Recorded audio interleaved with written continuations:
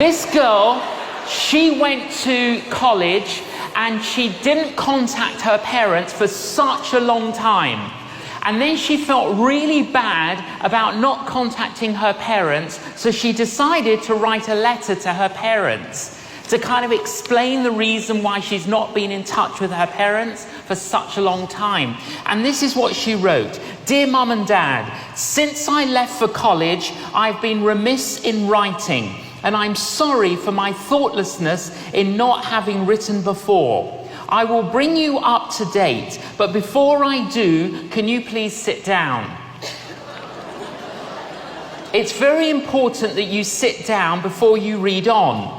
I'm getting along pretty well now. The skull fracture and the concussion that I got when I jumped out of my dormitory window when it caught on fire shortly after my arrival. It has pretty well healed. I only get those sick headaches a couple of times a day. Fortunately, an attendant at the gas station witnessed the fire in my dormitory and the jump. He ran over, took me to hospital, and continued to visit me there. When I got out of the hospital, I had nowhere to live because of the burnt out conditions of my room, so he was kind enough to invite me to share his basement bedroom apartment with him. It's sort of small, but very cute. He is a very fine boy, and we have fallen deeply in love. And we are planning to get married. We haven't set the exact date yet, but it will be before my pregnancy begins to show.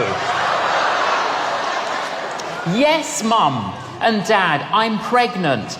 I know how much you are looking forward to being grandparents, and I know you will welcome the baby and give it the same tender care and devotion that you gave me when I was a child. Now, the reason for the delay in our marriage is that my boyfriend has an infection, which I carelessly caught from him. I know, however, that you will welcome him into our family with open arms. He is very kind, and although not well educated, he is ambitious. Although he is of a different race and religion than ours, I know that your often expressed tolerance will not permit you to be bothered by that.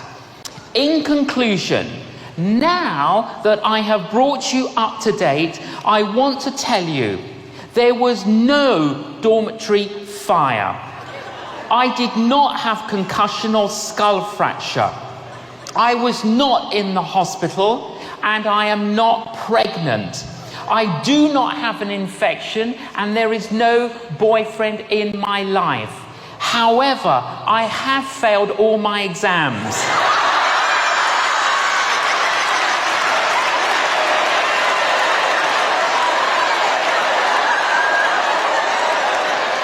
However, I have failed all my exams, and I wanted you to see these results in their proper perspective.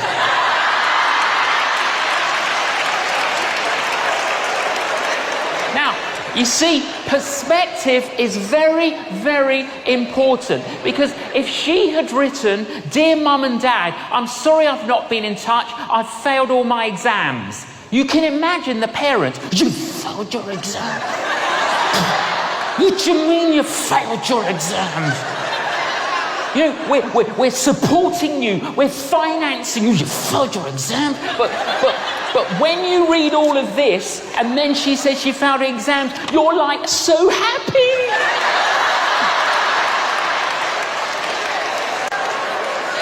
She only failed her exams. Perspective is very, very important.